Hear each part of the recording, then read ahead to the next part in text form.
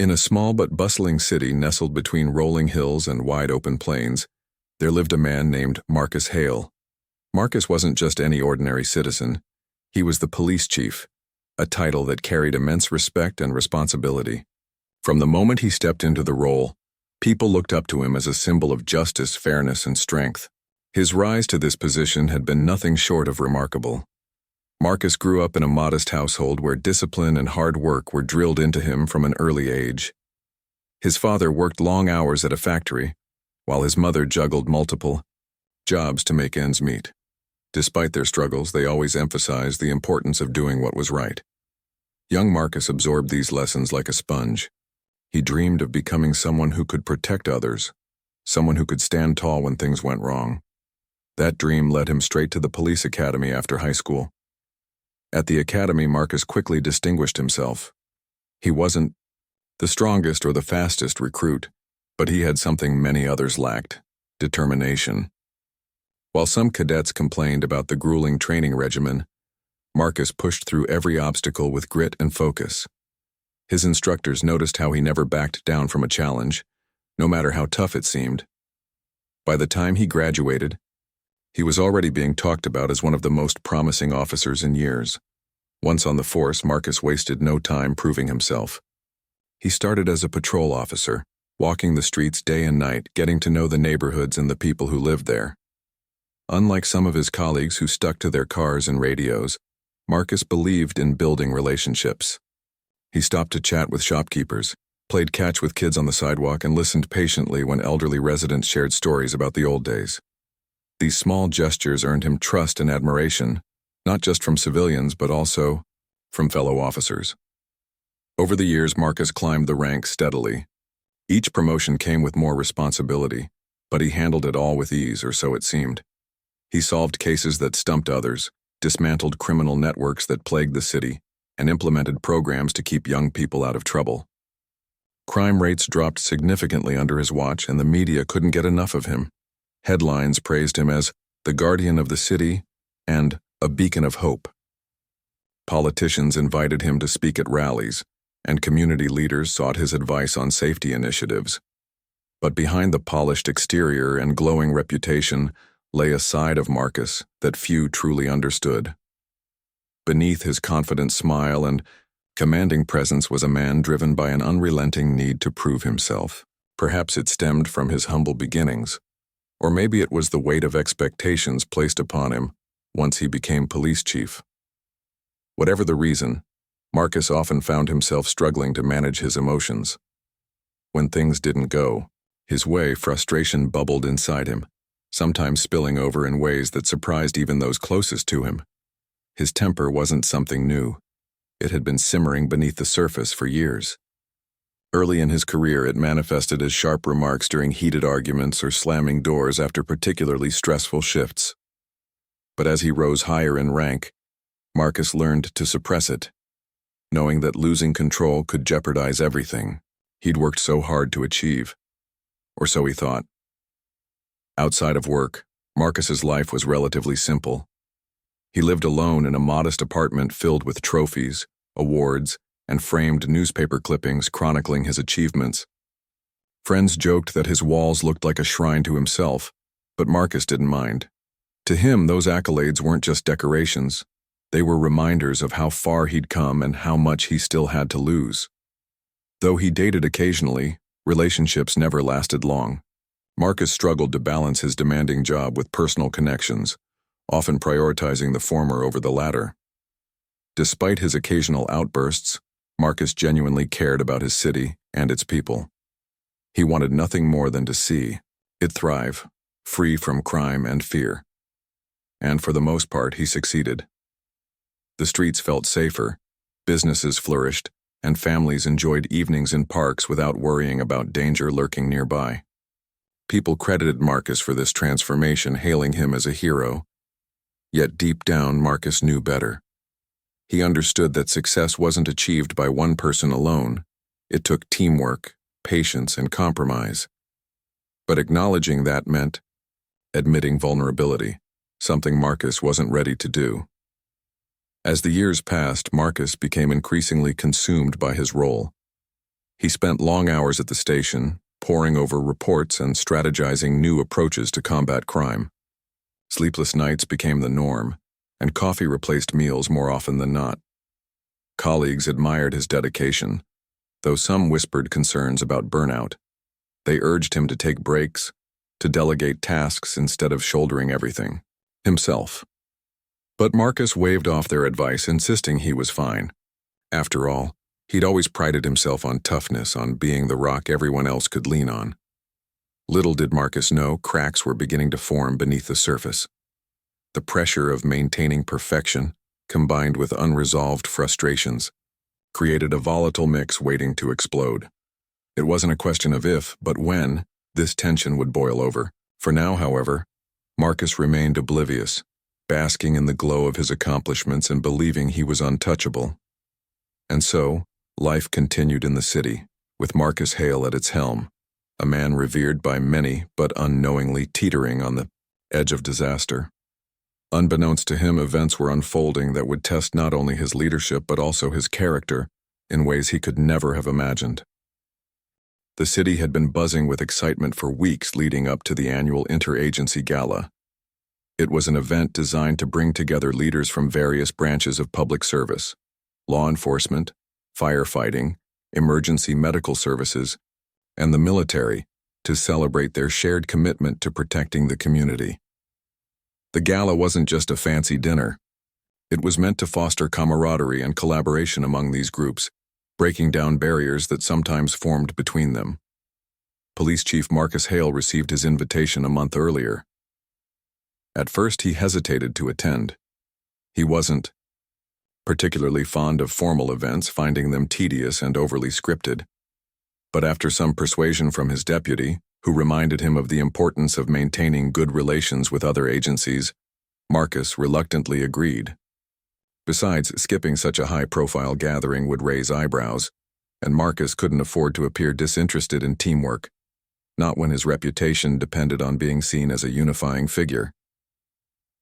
On the evening of the gala, Marcus arrived at the grand ballroom dressed in his finest suit. The venue sparkled with chandeliers casting warm light over elegantly set tables adorned with fresh flowers. Guests mingled freely, exchanging handshakes and laughter while soft music played in the background. Despite his initial reluctance, Marcus found himself drawn into conversations almost immediately. People gravitated toward him, eager to hear stories about his latest successes or share their own challenges in hopes of gaining insight from the celebrated police chief. As the evening progressed, guests were guided to their assigned seats for dinner. To Marcus's surprise and mild irritation, he discovered he'd been seated next to someone he didn't recognize, General Robert Langston, a decorated officer from the Army. Marcus knew little about Langston beyond his name and rank. From what he'd heard, the general was known for his calm demeanor and strategic brilliance, traits that made him highly respected within military circles. Still, Marcus felt uneasy sitting beside someone whose world seemed so different from his own. When they exchanged greetings, Langston extended a firm handshake and offered a polite smile. "Chief Hale," he said warmly, "it's an honor to meet you. Your work in reducing crime rates here has been impressive." Marcus nodded curtly, though his expression remained guarded. "Thank you, General. I've heard good things about your service as well." The small talk continued briefly before the first course was served. As plates were cleared and new ones brought out, the conversation shifted to broader topics. Someone at the table mentioned recent domestic security operations involving both civilian law enforcement and the military. This sparked a lively debate about the effectiveness of each group's methods. Langston spoke thoughtfully, explaining how coordinated efforts between agencies could lead to better outcomes. "We all have unique strengths," he said, addressing the table. "By combining resources and expertise, we can achieve far more than working in isolation." Marcus listened silently at first, but something about Langston's tone rubbed him the wrong way. Maybe it was the calm authority in his voice, or perhaps Marcus simply disliked hearing advice from someone outside his field. Whatever the reason, he felt compelled to challenge the general. "That's easy to say," Marcus interjected, his voice carrying just enough edge to draw attention. "But let's be honest. How much real-world experience does the military have dealing with everyday crime? Most of your operations happen overseas, not on our streets.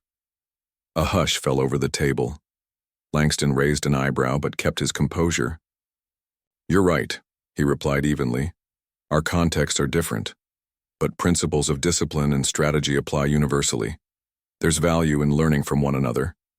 Marcus bristled at the suggestion that his department might benefit from military tactics. Discipline?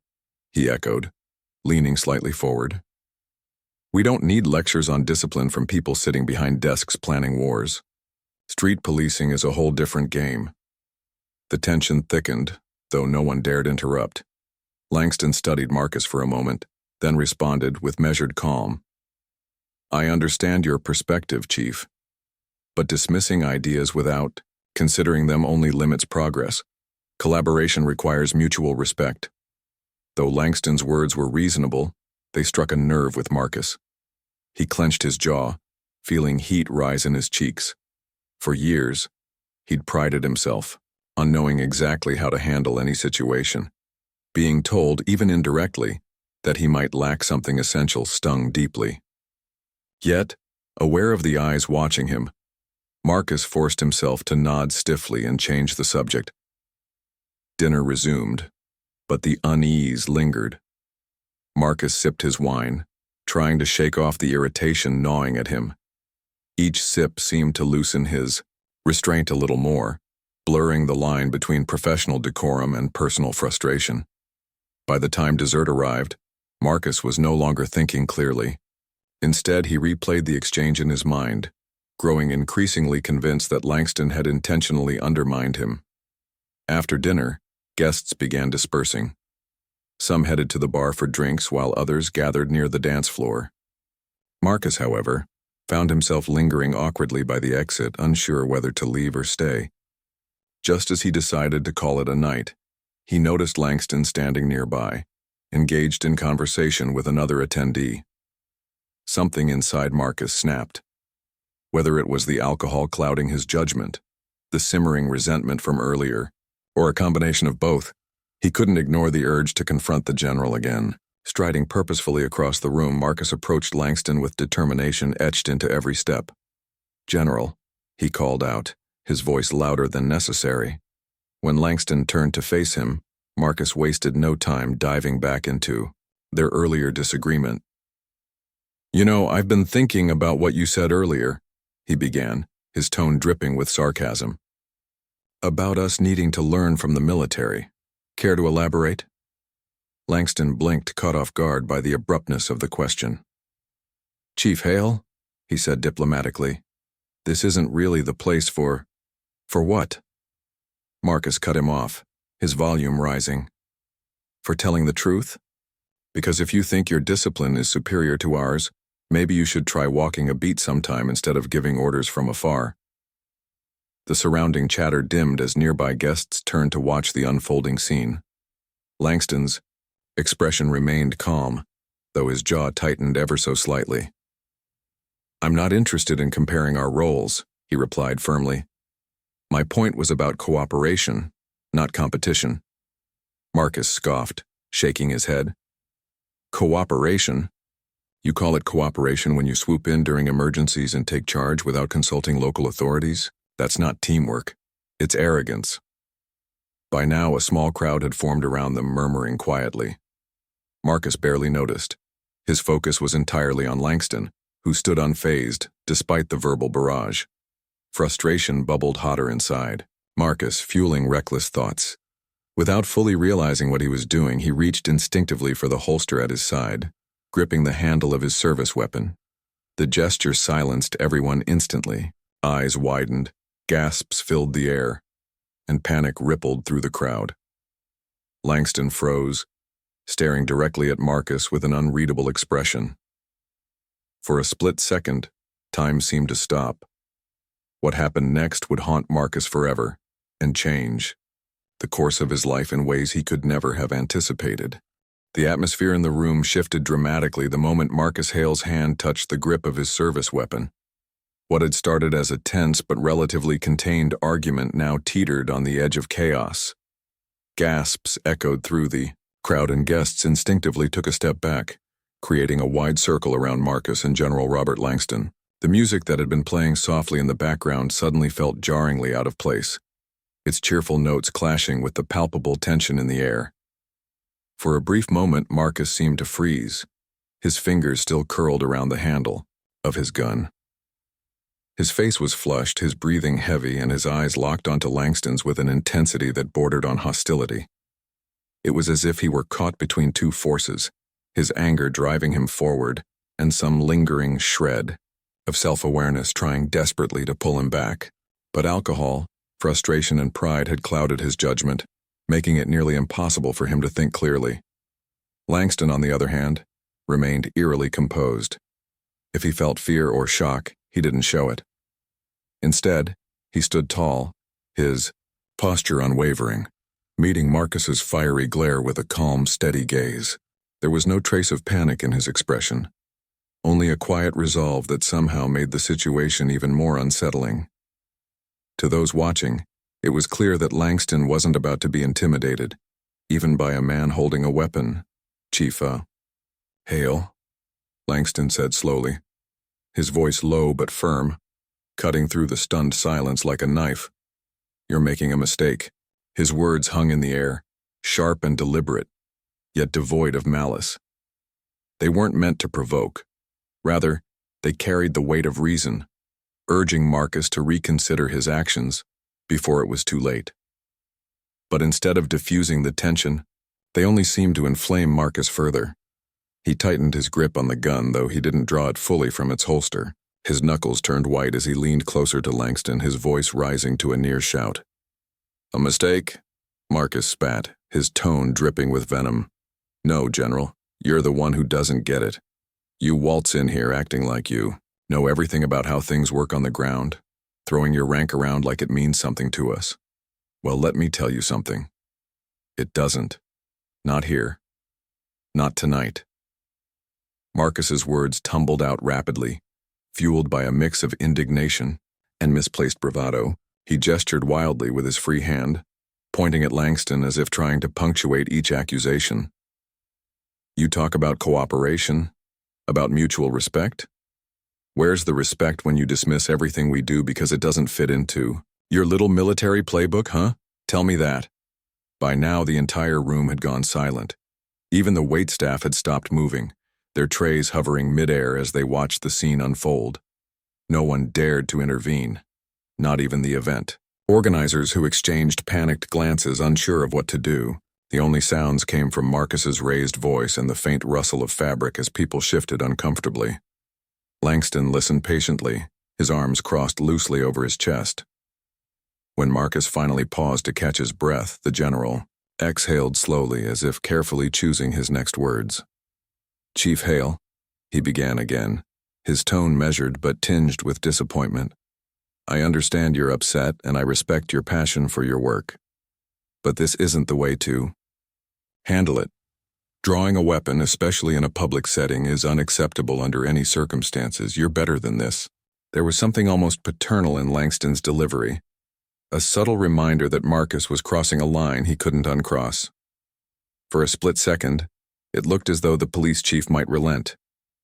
His grip on the gun loosened slightly, and his shoulders sagged just a fraction, as if the weight of his actions was beginning to sink in. But then something snapped inside him again, reigniting the fire that had driven him this far.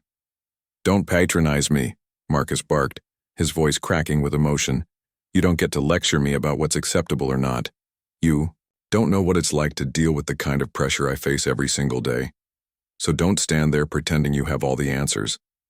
At this point, someone in the crowd, a fellow officer who recognized the gravity of the situation, finally mustered the courage to step forward. "Chief," the officer said cautiously, his hands raised in a placating gesture.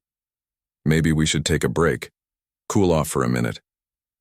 But Marcus barely acknowledged him. His focus was entirely on Langston, who continued to hold his ground, without flinching. "Go ahead," Marcus growled, his voice laced with sarcasm. "Say whatever you want to say. Give me another one of your lectures about discipline and teamwork. See if I care." Langston's jaw tightened ever so slightly, the first visible sign of irritation breaking through his otherwise stoic facade. "I'm not going to argue with you while you're behaving irrationally," he replied evenly. "Put the gun down, Chief. Now." The command was simple, direct, and impossible to ignore. It wasn't delivered with anger or aggression, but with an authority that left no room for negotiation. And yet, instead of complying, Marcus hesitated, his mind racing. Part of him knew he should listen, knew that continuing down this path would have consequences far beyond anything he could imagine, but another part, the darker, angrier part, refused to back down. Pride and ego had taken hold, blinding him to reason. "You think you can order me around?" Marcus sneered, his voice trembling with a mix of rage and disbelief. "Who do you think you are, General? Some big shot who gets to call the shots wherever you go? Newsflash. This isn't your territory. This is my city, my rules." As he spoke, Marcus pulled the gun halfway out of its holster, the metallic gleam catching the light. The movement sent a fresh wave of panic rippling through the crowd.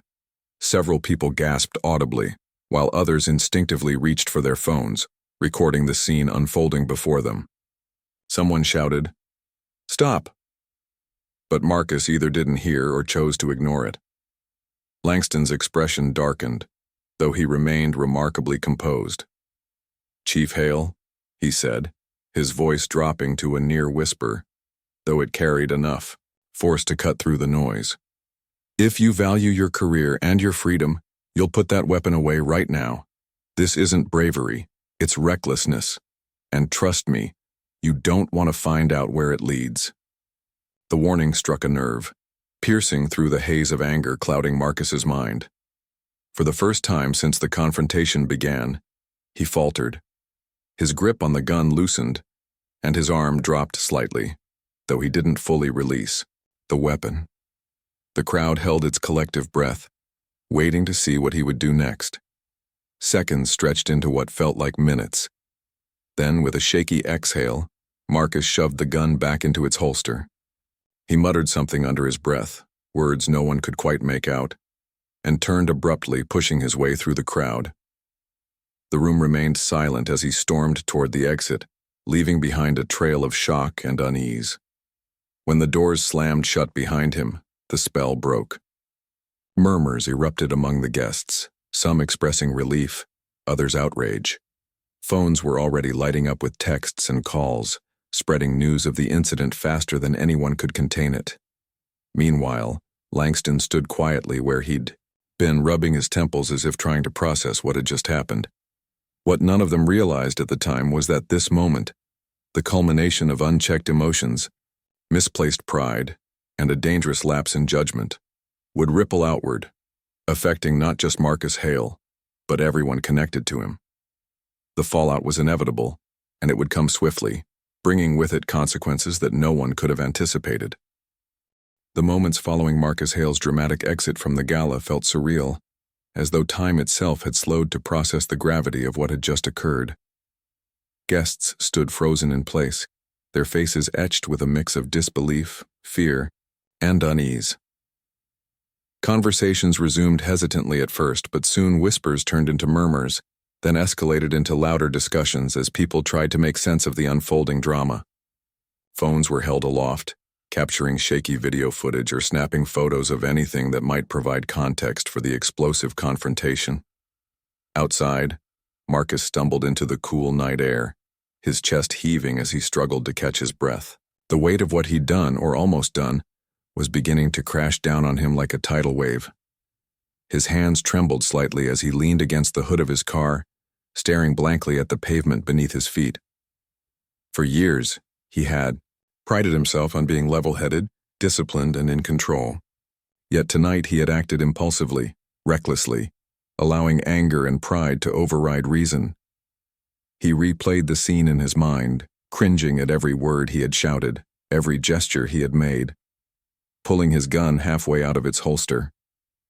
Was that really him? Had he truly let things escalate to such a dangerous point? The realization hit him hard, leaving him nauseous and disoriented. He ran a hand through his hair, gripping it tightly as if trying to physically shake off the guilt and shame threatening to consume him. Back inside the venue, General Robert Langston remained composed despite the chaos swirling around him. People approached him cautiously, offering words of support or asking if he was okay. Some expressed outrage on his behalf, calling Marcus's behavior disgraceful and unforgivable. Others simply wanted to know what they should do next. Langston listened, patiently, nodding occasionally but saying little. When asked directly whether he intended to file a formal complaint, he paused thoughtfully before responding. "It's not my place to decide," he said finally, his tone measured and calm. "This is a matter for the proper authorities to handle. My concern is ensuring that something like this doesn't happen again, not just to me but to anyone else." His response earned nods of approval from those nearby, reinforcing his reputation as a man of integrity and restraint. Still, there was no denying the tension that lingered in the room. The gala, which had started as a celebration of unity and collaboration, now felt tainted by division and mistrust. Many attendees began leaving early, citing discomfort or needing time to process what they had witnessed.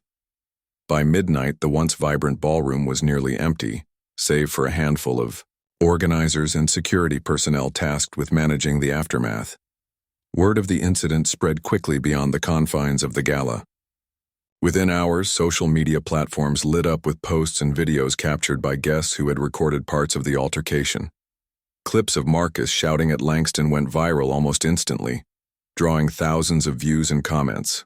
Some sympathized with Marcus, arguing that the general's remarks may have been unnecessarily condescending.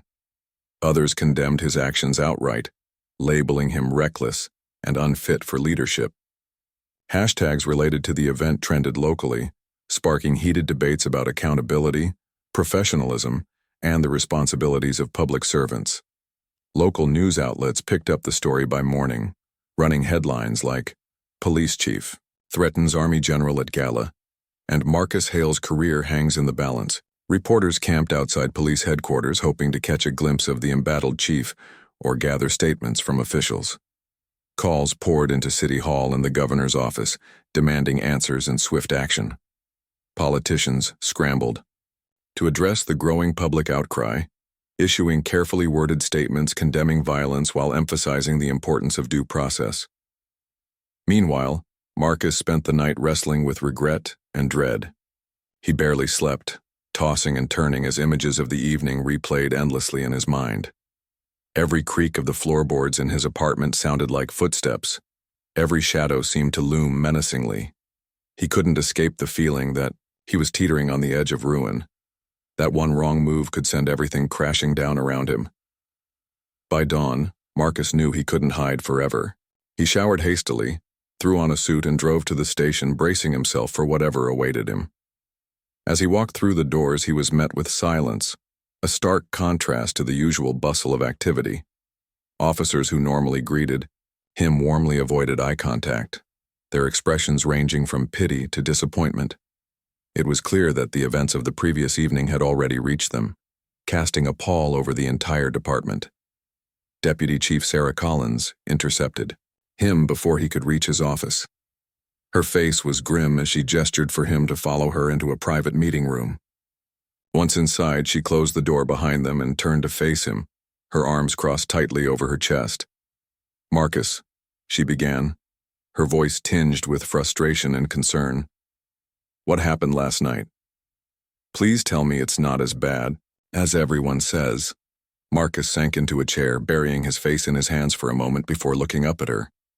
"It's worse," he admitted quietly. "I lost control, Sarah. I don't know what came over me. One minute we were arguing and the next, I pulled my gun." Sarah's eyes widened, though she didn't seem entirely surprised. She sighed, deeply, pacing back and forth across the small room. "Do you realize how serious this is? You threatened an active duty general, a highly decorated officer, in front of dozens of witnesses. There are videos circulating online. This isn't just a PR nightmare. It's a career-ending scandal waiting to happen. Her words stung, but Marcus knew she was right. What do I do? He asked helplessly. How do I fix this? You can start by cooperating fully with the investigation, Sarah replied, firmly. Internal Affairs will be here any minute. They'll want to hear your side of the story, so be honest and prepare yourself. For better or worse, this is going to get ugly. As if on cue, a knock sounded at the door. 2 investigators entered, their expressions unreadable as they introduced themselves and explained the purpose of their visit. Over the next several hours, Marcus recounted the events of the gala in painstaking detail, answering questions about his state of mind, his motivations, and his intentions. Though he tried to remain composed, his voice cracked multiple times, betraying the depth of his remorse. While Marcus cooperated with the investigation, General Langston faced scrutiny of his own. Military officials contacted him shortly after the gala, seeking clarification about the incident. Unlike Marcus, however, Langston maintained his composure throughout the process, providing a concise and factual account of what had transpired. When asked whether he believed Marcus posed a genuine threat, he hesitated before responding. I think Chief Hale allowed emotions to cloud his judgment, Langston said diplomatically. But I also believe that most people are capable of learning from their mistakes. Whether he chooses to do so remains to be seen. Despite his measured tone, Langston's words carried significant weight. Military leaders praised him for his restraint under pressure, while civilian authorities grappled with how to proceed. The mayor issued a statement calling for transparency and accountability, promising that justice would prevail regardless of rank or position. Meanwhile, community leaders voiced concerns about the potential impact on trust between law enforcement and the public. For Marcus, the days that followed blurred together in a haze of anxiety and self-recrimination. He avoided media appearances, delegating responsibilities to his deputies as he awaited the outcome of the investigation. Rumors swirled about possible charges, suspensions, or even termination. Each passing hour felt like an eternity, stretching his nerves thin until he wondered how much more he could take. Yet amid the turmoil, a glimmer of hope emerged. A few close colleagues reached out privately, offering words of encouragement and reminding him that redemption was possible, even if it required humility and effort. Their support buoyed him momentarily, giving him the strength to keep moving forward despite the storm raging around him. Little did Marcus know, the hardest part was yet to come. The fallout from his actions would ripple far beyond his personal life, affecting not only his career but also the very fabric of the community he had sworn to protect. And as investigations continued, one question loomed large. Could Marcus Hale recover from this catastrophic misstep, or would the consequences prove too great to overcome? The fallout from the gala incident began to unfold with startling speed, sending shockwaves through the city and beyond. By mid-morning, the day after the event, news outlets were running non-stop coverage, dissecting every detail of what had happened.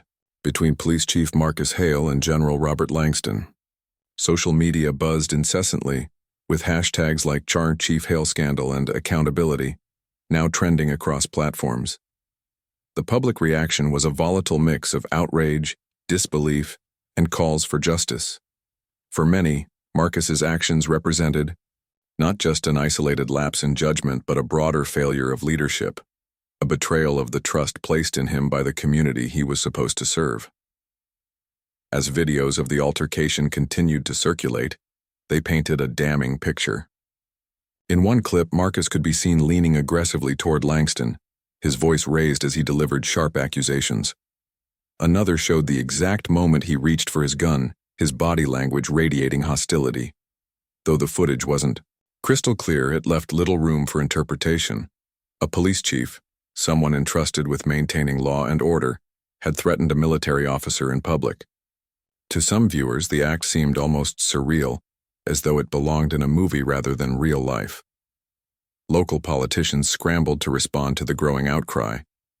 The mayor, who had once proudly touted Marcus's achievements during press conferences, now found herself under intense scrutiny. Critics accused her administration of turning a blind eye to potential red flags in Marcus's behavior. citing rumors of his temper that had circulated quietly among colleagues over the years. At an emergency press conference held later that afternoon, she addressed the situation head-on, her tone grave and uncharacteristically somber. "This is a deeply troubling incident," she began, standing behind a podium flanked by members of the city council. "While we respect the investigative process and await its findings, I want to make one thing abundantly clear. No one is above accountability, not even those in positions of power. If wrongdoing is proven, appropriate action will be taken, swiftly and decisively." Her statement did little to quell public anger.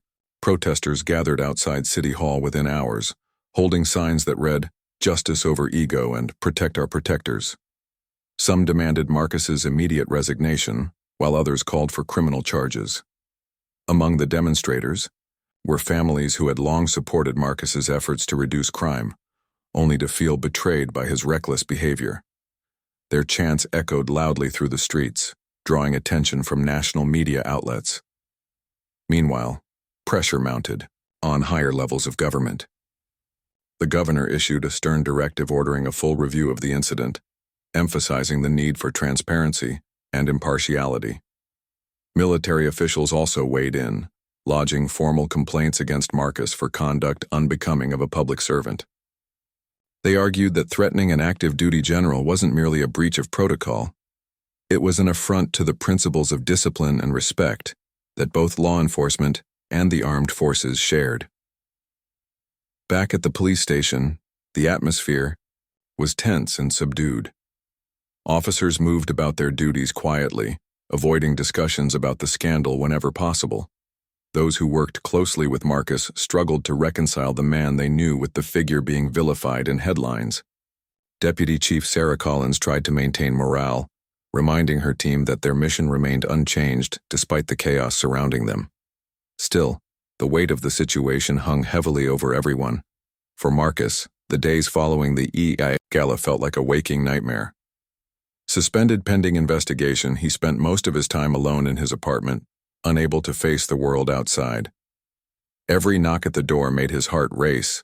Every phone notification sent a jolt of anxiety coursing through him. He avoided watching the news or scrolling through social media, knowing full well what he'd find there. Yet, even without directly witnessing the backlash, he couldn't escape it entirely. Friends and acquaintances occasionally reached out, offering condolences or advice, though their messages often carried undertones of disappointment. One particularly difficult call came from his mother. Her voice trembled as she spoke, torn between concern for her son and shame over how his actions reflected on their family. "Marcus," she said softly, "what were you thinking? You've worked so hard for everything you have. How could you let it all slip away like this?" Her words cut deeper than any criticism from strangers. Marcus clenched his fists, fighting back tears as he tried to explain himself. "I don't know, Mom," he admitted, his voice breaking. "It was stupid, impulsive. I wasn't thinking straight, but I swear I never meant for things to go that far." His apology sounded hollow even to his own ears. No amount of regret could undo what had been done. And as much as he wanted to believe that people would forgive him, that they'd see this as a single mistake rather than a reflection of his character, he couldn't ignore the evidence stacking up against him. Legal experts chimed in, analyzing the potential ramifications of Marcus's actions. Some suggested that pulling a weapon on a military officer could constitute assault, especially given the circumstances. Others pointed out that such behavior might violate laws prohibiting threats against federal officials. Regardless of the specific charges, the consensus was clear. Marcus faced serious consequences both professionally and personally. As investigations progressed, patterns emerged that shed light on his past behavior. Former colleagues recounted instances where Marcus's temper had gotten the better of him, moments when frustration boiled over into harsh words or intimidating gestures. While none of these incidents rose to the level of drawing a weapon, they painted a troubling portrait of someone struggling to manage stress and conflict effectively. Internal Affairs reviewed these accounts alongside testimony from witnesses at the gala, piecing together a narrative that portrayed Marcus as a man whose unchecked emotions had finally caught up with him. Public opinion shifted rapidly as more information came to light. What had initially been a divided response, some defending Marcus as a product of systemic pressures, others condemning him outright, began to tilt overwhelmingly in favor of accountability. Even those who had once admired him started questioning whether his contributions outweighed the risks posed by his volatility. Local leaders, eager to distance themselves from the controversy, distanced themselves further, framing the investigation as a necessary step toward restoring trust in law enforcement. Amid the turmoil, General Langston maintained a dignified silence. When pressed for comment, he reiterated his earlier stance, emphasizing the importance of learning from mistakes rather than dwelling on blame. His measured approach earned widespread praise, reinforcing perceptions of him as a model of professionalism and restraint. Military personnel rallied around him, viewing the incident not as a personal affront but as an opportunity to highlight the values that guided their service. Yet, for all the attention focused on Marcus and Langston, the ripple effects extended far beyond the two men involved. Community organizations expressed fears that the scandal would erode confidence in local law enforcement, undoing years of progress in building relationships with marginalized groups. Parents worried about setting examples for their children, wondering how to explain why someone in authority had acted so irresponsibly.